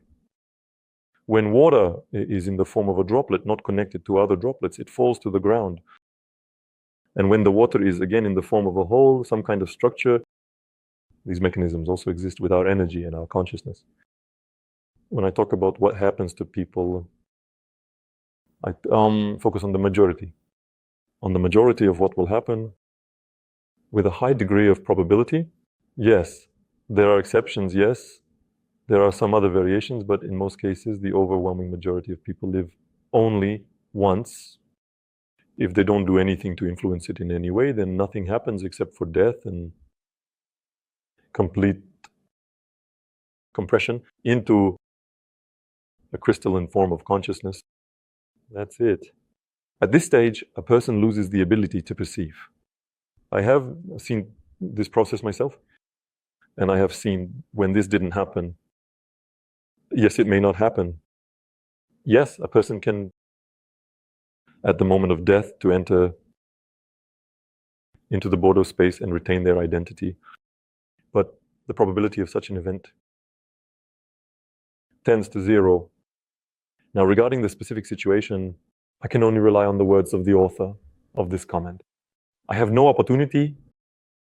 Check this, I have no way of understanding what exactly was said there. And from my experience, I can say that in most cases, people believe in what they want to see. They believe very strongly. They believe so strongly that just one detail is enough for them, of some nuance, to make sure that they know everything correctly. At the same time, there are 100 nuances. They contradict each other, but it doesn't matter. Just one is enough. In most cases, I observe such processes. But yes, I know that it happens, an exception to the rules, and a person can preserve their identity. They can maintain their self-awareness, and they can consciously decide to live once more. But let's be honest, the people who can do this, what motivates them to come back here at all? Why? If you see all this, if you see how it works, if you have, what could motivate you to come back here at such a level of consciousness when you understand all of this? And there's one more point. I agree that after physical death, after the death of the physical body, one can observe their 40 days for the father, 30 days, 20 days. Why? Because first the physical body dies, then the energy body dies, our double, the energy twin, and the lifespan of this energy double varies. I saw when there was no time at all for this energy. The physical body died, and right after that, the energy body collapsed. This is the story of my father. I saw when the physical body died, but the energy body continued to make attempts to contact and assert itself for several more days, that here I am. This just died, but I'm still here. This is a story from my life. It's a story about my grandmother. I talked to her. I was in contact with her. Even then, I had some ability to perceive the world extrasensory on the border of sleep and wakefulness. I was able to perceive her. I saw, I heard, and she was making demands on me, wanting me to act in a certain way. After she left, I didn't want to act that way, and she came to me saying, no, act this way. So you promised me, you did this, and it wasn't my imagination, it was real interaction. Then at some point, she came to me again. I saw that her energy body was finishing all the time, and she was leaving. She's leaving not in the sense that she's dissolving somewhere, so it's already dying energetically. And it didn't happen right away, but it happened over time. And then I would go on, my experience, my skills, my desire to break through there without dying physically. We can do this, we can look behind the curtain. And so when I learned to look behind the curtain, that is, as I said, the death of the physical. You dive into the energy. Then there is the death of the energy when a part of your consciousness is released, that spark of God. You realize the holy, seek God. At that moment, you are pure perception. You have absolutely nothing. At that moment, it doesn't even matter. Well, I just have to list the content of my course, and that takes a while. What do we have, and what do we lose at the moment of death? So what energetic aspects do we have? And then, poof, it all disappeared. And so, when you become this pure perception, you enter a certain layer of space, which is described in one way or another in books, known as the Bordeaux space, or the space on Gvale. Different traditions. And so, in this space, when you have nothing familiar to you, and you are just pure perception, if at that moment, your level of awareness, of harmony, perfection, vibrations, are enough, you can make a decision on your own and decide what will happen next. As a part of consciousness, what else will you play? But if having entered this space, everyone goes through this space, everything, absolutely everything. So my grandmother, who first died physically, then after about 20 days, after 20 days she died, energetically, the same thing came out of her, that part of consciousness. And she dissolved in the Bordeaux space, but I could no longer perceive what was happening to her. I lacked the skills back then. I lacked the opportunities. Now I know what happens next. When do you enter this space, Bordeaux, if you're not ready for it? If you haven't even started to guess that you're a part of the original, then panic and fear hit you. And it immediately causes you to spasm. Instantly, there is no longer this line of time there. Here I am sitting on a chair and saying, I want to take a sip of water, but nothing happens. If I generate that there, who knows where it will take me right away? If I get scared there, that's it. It immediately causes a spasm. If I don't know how these mechanisms work, if I start to panic there too fast, it causes a spasm. And the first thing I generate there will immediately take effect. There won't be any of that, like thinking or reflecting, impulse and reaction, that's it. The end, and in most cases, in the overwhelming majority of cases, every part of consciousness that is listening to me right now, and even those that aren't, will find themselves in such a situation. That's why, in advance, people who know about this prepare for it. And so we have, for example, Buddhism, the main propagandists of reincarnation. So why do these main propagandists of reincarnation torture themselves with asceticism, live in temples, and repeatedly try? Through the practice of bhuva, enter the space of the dead and learn there to be present. Why reincarnate, live, enjoy? And among them, again, I'm talking about Buddhism. It's very valuable if a person breaks free from the wheel of samsara, despite all the reincarnation. So it's valuable to stop these reincarnations. And among them, there are practices that they preserve their physical bodies. Why? Well, just reincarnate, for heaven's sake, keep practicing. Why are you preserving your physical body? Why are you so afraid of losing it? Why are they being dug up, taken out of caves, taken out of basements, these incorrupt monks? Yes, there are those who are corruptible. They just make them incorruptible. And then there are the real incorrupt monks. Why are they doing this? Why do they take such care? Their physical body, because they understand already from experience, not from books, but from experience, that you just have to start this process. When you die, you lose the physical. The clock starts ticking for your energy. You lose your energy. The energetic body is like that of an oak. That's the very body of vision through which you can venture into the astral. And then you find yourself in the Bordeaux space, and there are no guarantees that anyone will give you, or you maintain your awareness there. And that's the result of your decades of practice. Or how does a drop get into the ocean? And nothing remains of your personality. You can't remember yourself anymore. Not at all. You no longer exist. But as consciousness, yes, as consciousness, you keep spinning here in this cycle of energy. It's the same as a little leaf that has fallen off a branch, fell to the ground, rotted, sank into the soil. And some atom of this leaf, someday, the root of the tree sucks it back into itself. It might travel up the trunk, and maybe, just maybe, that little piece ends up in a new leaf. Is that reincarnation? No, it's just the cycle of energy if there are no rebirths, or at least in this specific case of mass rebirths. Yes, there are cases. Yes, there are practices. Yes, some people just get lucky and they generates the right impulse. So there are such cases.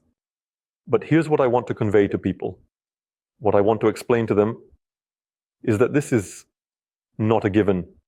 The probability of events like this, it's taken for granted that you will finally irrevocably groan and there will be nothing left but emptiness and darkness. Rebirth is a result or some kind of crazy luck or the result of practices. Yes, it can be done, but it needs to be done. Right now, people are being led to believe that we reincarnate no matter what. No, not just anyway. No, it's hard work. And that's the truth. But everyone will still believe what they want. So where does this information come from then? It's being loaded somehow. So why does it come to a person if they remember their past? Reincarnation. Does he experience clinical death? Where does he get the information that he was someone in a past life? There are different variations, and the most common ones. If we're not talking about fantasies, if we're talking about real processes, the most common is a very simple and trivial causality. We are all one, this original being, divided into many little pieces. These pieces are not separate. They are all connected. And accordingly, here is one little piece, another little piece here. And if this little piece tries really hard, it will remember itself as this little piece. And she might get the impression that this is the past or future lives, and this is the present, and all of this happens simultaneously. And here are the people who, they check this theory, let it be this theory, the practitioners who have tested it, who I have today, who are capable of verifying this, they have confirmed it. In certain layers of our universe, you can remember yourself as anyone, even your own neighbor. You can even remember yourself as me. Because, I say again, as pieces of the original, we are all connected. And through these connections, we can realize ourselves as anyone. That's it. That's the whole answer. But it all works until the moment you keep this act of awareness going, keep the act of perception until you lose consciousness. You can lose it too. And you don't have to look far for this. Every person, when they lie down to sleep, at some point loses consciousness. Click, that's it. And your perception is complete. And so if people, again, these are already practitioners. I'm not even talking about my own experience anymore. I'm talking about the experiences of many people who trusted and verified. And they say, is it really so? I say, well, I told you so. So if a person sets themselves the task of observing how they fall asleep, to observe, after a while, they will start to succeed. And the first thing they'll feel is horror at what is happening. Can you imagine? So every day you do what? But as soon as you just take a peek at how this happens, the process of falling asleep, yes, you'll be horrified at how it all starts to move away from you. That is, we, in general, strictly speaking, every time we actually refuse to look at it ourselves, We sabotage the process of perception, but if you stop sabotaging, if you start to observe it, then each time you fall asleep at first is normal. It stirs you up. And what can we say about death, which happens only once for a person in most cases? He has no way to prepare for it if he doesn't do anything. And those who do something, they do it long before they face their death. Let's move on to the second part of the question. My aunt constantly watches the news and politics while cooking and cursing. The energy from such food is terrible. If there are interesting shows, I can watch TV. In general, you can do anything. The main thing is that it doesn't harm you and those around you. Can food absorb and retain energy through external factors, for example, harsh communication, bad news? How does this affect a person? It has a terrible effect on a person. Their energy starts to crystallize. His consciousness starts to freeze the more rigid the person's concepts are, the more fixed his positions become. Unyielding not in the sense that he strives for something up in that regard. He just states something and doesn't do anything. This right here. The more dangerous it is to come into contact with that energy, you start to cool off from it yourself. When I first started teaching, I mainly focused on individual work. When a person is alone in front of me, they have no way to pull me down to their level. I was pulling him up to my level. When my skills improved, I was ready to work with a group, and the group had no way to pull me down to their state. I was pulling the group up. But I trained myself to make it happen. I worked on myself at the limit of my abilities. I forced myself to maintain these states no matter what and against all odds. When I come into contact, for example, with food from a restaurant or from a store, I have to elevate it to my level. So charging it with your energy, there's even a special mudra. This is what it looks like. And let's say there's a cutlet lying here, right? So I take it with the tip of my finger, not with my nail, but specifically with the tip. There's a little channel that comes out, and I make contact. And I kind of charge this cutlet with my energy. I used to do this on purpose, but now I don't do it anymore because my level of mastery has increased. But for people who have thought about this, who have a request, if they received food from a negative person, from someone who is tense, stiff, crystallized, spasmed, so that these spasms don't transfer into the energy of the person consuming the product, they can relax, flow into it. Reprogram, restitch, if anyone can do it. Yes, but everyone needs to train. Anyone can do it. It's necessary. It's enough. By the way, in Vedic literature, there's a statement that you shouldn't show your food to a beast for the same reason. The consciousness of the beast, its desire, its passion, its craving, to obtain this piece charges this piece. With that kind of energy, when you swallow such a product, you also start to resemble an animal. If your consciousness is flexible enough, if your positions are strong enough, then naturally, even if a pack of wolves is looking at a piece of meat, it won't affect you at all.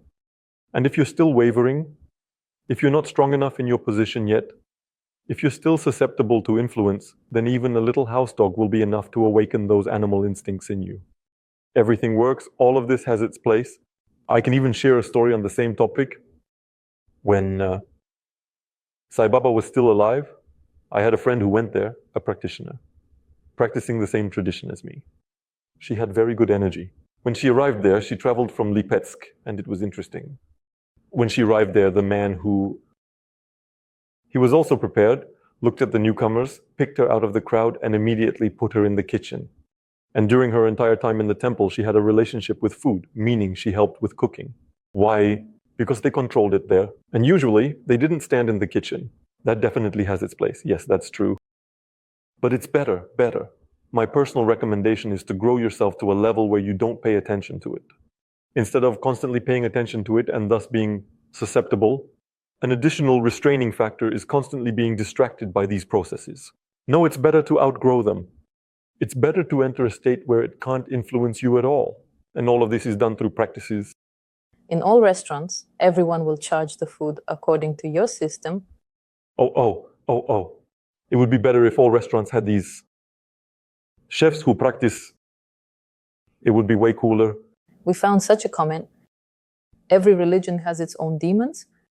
Do you agree with this statement? And are there such so-called demons? There are demons. Religion involves quite complex processes. with many people having different relationships with reality. So I'm willing to admit that demonic beings are also present there. All of this has its place. And here the question isn't whether it's good or bad, but rather where you are in this process. I know that in Christianity, there are very serious practices, very pure people. Yes, they are little known. Yes, they don't shine on all sorts of religious channels. They, somewhere in the hermitages, maintain these states through their asceticism and practices. They are called clairvoyant. I think that's what it's called in Christianity. But there are also absolutely terrifying, let's say, manifestations of people, again, in the same religion. It's a process, I say again, multifaceted. It consists of people. People are different. And the question is only about what kind of people you need. But if you indeed need demons, believe me, you won't find them in religion. It just seems as though a person always needs someone to fight against in this world, and it doesn't matter what form that takes or something. Why is that? Because we mostly show a complete lack of desire to grow when we're comfortable. It's just a statement of fact. If a person is comfortable, they don't grow. That's all. That's why a struggle is needed, an enemy is needed, causality is needed, someone who will create discomfort for you, someone who will push you forward. You know, a lot of world champions whom the coach patted on the head saying, "Come on, it's okay, you'll train tomorrow." Well, today you have a headache, just rest, lie down. So what? Will this person be a world champion? No.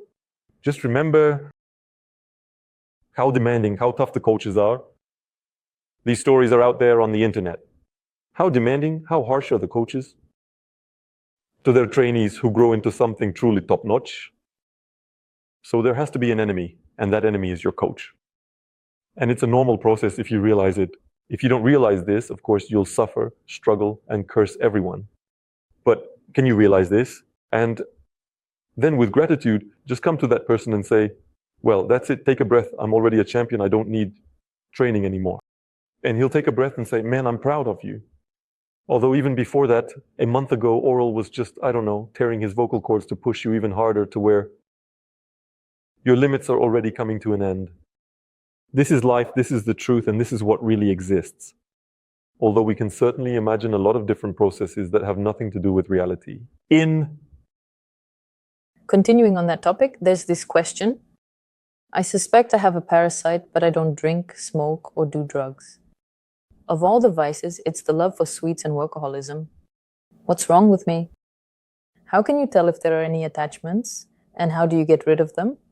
In most cases, people who actually have a parasite don't ask such questions in the first place. Because the parasite holds a person in a very narrow, deficient state with all its might. So the person is no longer capable, then, to think, to suspect yourself of something, to strive, to know, to strive, to understand. So most likely, these are just some kind of self-suggestions, overcautiousness, fears that have nothing to do with the reality of what's happening. People who have real parasites, first of all, are looked at differently, because I've said many times, all people are perceptive. And if you come across someone in the human space with an alien consciousness, you'll intuitively feel that something is off with that person. You'll be on guard. Instinctively, you'll keep an eye on them. Even just out of the corner of your eye, he will be a danger to you.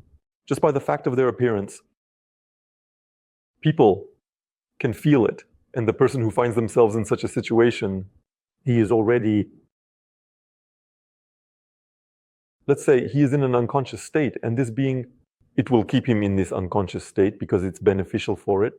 Another thing is that these creatures have no power to do anything with a sane, healthy, energetically strong person has no chance at all. So a person first self-destructs, injures themselves, and only then, when they are broken, do the parasites come to them and latch on. And what the person is talking about is most likely the influence of a thought form. Well, more precisely, it's not just likely, it is the influence of a thought form, and the thought form was mistaken for a parasite. But the thought form is something that people create themselves. It's our creation. It's basically a continuation of our consciousness, but already as a group manifestation. This consciousness is not alien. How to get rid of it? How to remove the attachments? How to remove this? How do you remove the attachments? How do you get rid of these parasites that have latched onto you? It's quite a a delicate process with a huge number of nuances. Get rid of it. Get rid of it. By changing the intensity of one's energy. As soon as a person's energy intensity reaches a certain level, these attachments have no way to latch onto the person. That is, I call it fiery states. So when your energy is in a fiery state, everything that tries to get close to you will get burned. So no one approaches you. Everyone stands back and watches until you fade away. But when a person starts doing this, for example, within a corporation, they can get kicked out of that corporation. Because all corporations, all more or less large enterprises have their own thought forms. And you end up being like the white crow. People start to treat you like a spy, like you're not one of them. So by shaking up our energy, we can essentially... Yes, we can fall out of the society we are in, just drop out of it. There are special practices, maneuvers, agreements, but there is no need to talk about this. It takes a few hours, but it's all there, and I'm talking about it. Moreover, I can say that I've already talked about this. People who ask me these questions one way or another, I explain it all over again. But at least the people who ask me these questions, they understand energy. So it's easy for me to explain it to them. Do this, this, and that. In the course, for example, practical energy, there are such energies, such and such. You show them in the game, the mountain. This is how you can negotiate with it so you don't fall out of society if that's what you want. But if a person just abruptly flares up like that, then the thought form, of course, will... Its tentacle detached from him, and the people around him stopped perceiving him because he was already different. We also received this comment from your listener. Is it possible to suddenly feel nauseous after being completely relaxed? The first time I decided to completely relax my body, and then this happened. Why could this have happened after the practice? Well, it's very simple to explain. When we release our energy, our body starts to recover intensively. When our body is recovering intensively, it tries to get rid of all the toxins that are present in it. Accordingly, the injection of these toxins into the bloodstream leads to poisoning. To prevent this from happening, you need to somehow cleanse your body, helping it to stay in a more or less non-toxic state. And besides this process, there are also movements in the capillary systems and movements in the lymphatic systems. And this active lymph drainage can also create an effect as if I got poisoned. These effects are very common, and many practitioners write about them. Literally, there are new people who joined just a week or two ago, and one of them is bound to ask this question. There's even some kind of internal joke that this practitioner is just cleansing the body, trying to push everything out. All the toxins, all the poisonous substances that accumulate there. And why doesn't this happen before? Because energy provides resources without this resource. The body just kind of packages it up so that it's isolated. It doesn't have enough power. It doesn't have the ability to push this out of the body. And it just encapsulates when the body sees, the resource has come, the power is there, now I can push this out. It starts to push it out and that's it. That's how this system works. What should be avoided right after spiritual work or before spiritual practice? Well, actually, if we're talking about nutrition, you have to avoid gluten-containing products. You have to avoid toxic products. And it doesn't matter at all. Meat or a little tomatoes can also be of extremely low quality, simply doused with all possible chemicals. And nothing good will come from this tomato. You should try to eat the cleanest food possible. So we take fish like Atlantic fish. And there are fish from those fish farms or whatever they're called. They're all toxic. They all contain, there were studies, heavy metals, methane. These are the fish that are raised in special fish farms. So again, fish varies from fish. There is, for example, from some farm where animals walk around eating grass.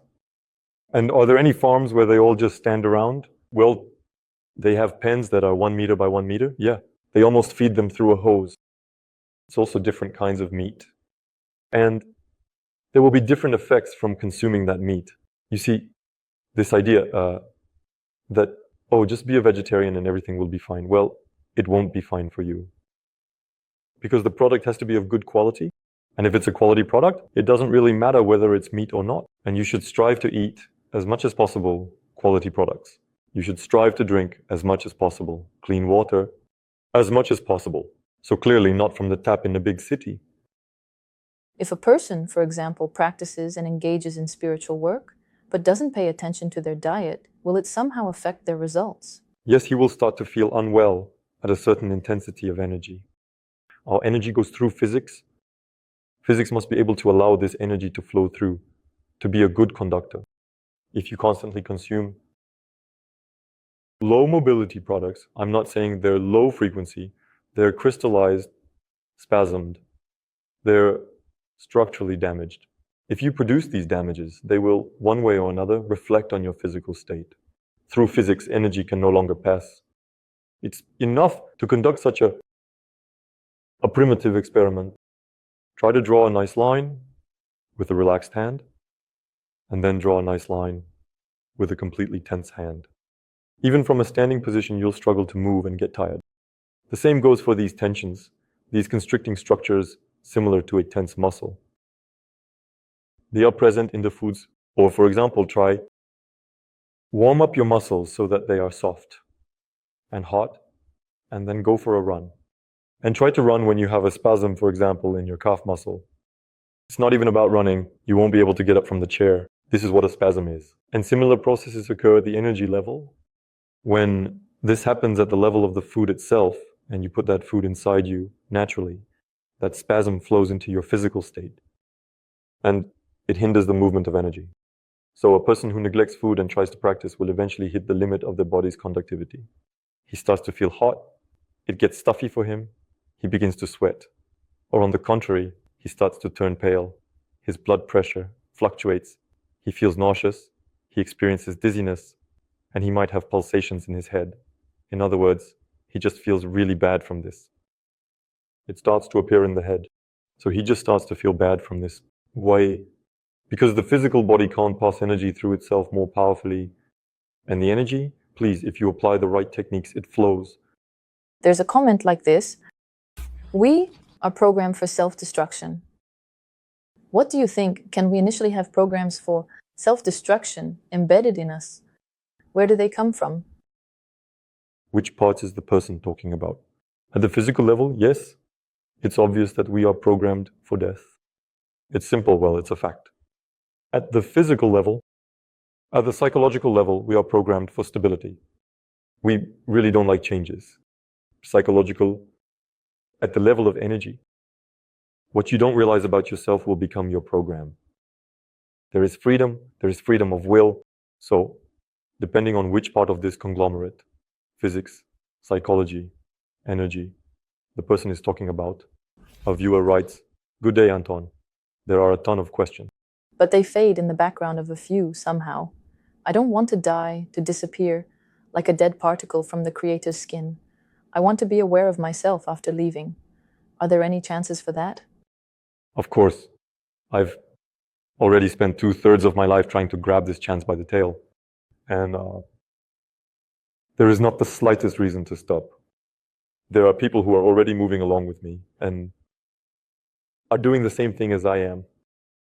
There is my teacher who continues to do this, and he started doing it long before I even grasped it. There are people who strive, and we have no doubt about the possibility of realizing ourselves in this way. The other thing is that there is always a chance to stumble, to break, and not reach that opportunity. And so, to prevent that from happening, besides just the desire to do it, there are also words like impeccability, will, enjoying the process, love, and sincerity. When all of this is synchronously present in your life, the result is inevitable. But if something is lacking somewhere, I guarantee you will be very clearly aware of where you are falling short right now. And if you are honest with yourself, you will either reach it, pull it off, or you will just understand that that's why you won't make it. There's also a continuation of the comment here, to be continued. And the question is, matter reproduced the Creator. He missed it. Everything and anything came from boredom. So where did matter come from? Who created it? Is there another creator? fractal system, who is behind this, one comes from another and the other comes from the third. So does it blow your mind or not? Maybe these are silly questions, but they're on my mind for now. The nature of the Odikal is unknown and incomprehensible. What can I say about this? I can only talk about my experience of interacting with this. At first, it was the most desirable, the most attractive, the most beautiful thing I could feel in this space. Yes, there I studied my energies. The centers, channels, meridians, flows, the 5 divine energies. Will, intention, love, sincerity, and conscience. Love, of course, where would we be without it? But the power of potassium, of Odikal. It was the most captivating thing I had ever perceived. Passing from practice to practice, from step to step, it always went parallel in one way or another. This is attraction, dive in. There, where? It's unclear. Because being manifested, there's no way to see this energy just as clear as understanding oneself. That which I originally came from. After it's split into many particles, one of which I am, and the other is the person who wrote this comment. Yes, that's true, but we are all manifested. We've all already come out of it, but that pull to go back, she is absolute. And it becomes absolute precisely at the moment when you, in principle, allow yourself to perceive this energy. I don't know, I'm probably speaking very choppily and illogically right now, but whatever we write down here, whatever scenarios we come up with for ourselves, whoever we think we are here, we are all still born to her, and we will return to her. When, for what reasons, because of what, it doesn't really matter. It's just a fact. We will return to her. Maybe we'll return as a completely free particle. Or we might return as part of the Mahapralaya process, when all the particles come together as one and return to the Kali. There are different options. But I guess I can't avoid it. Probably just nowhere to go, because only the original chaos, the original forces, the original Kali are eternally incomprehensible and imperceptible. And only by becoming a part of it, I guess, does the possibility arise to realize what all of this is. Because we only have the chance to know everything that is manifested, everything that is drawn, the pattern. Anton, thank you for your answers. Make sure to share your impressions and questions. Maybe we will answer them in the next video. Do you want to unlock your inner strength and learn to manage energy? The course, Power of Consciousness 1. Practical energy will provide you with tools to improve health, develop intuition, and gain a deeper understanding of the world. Join and start changing your life right now. Link in the description.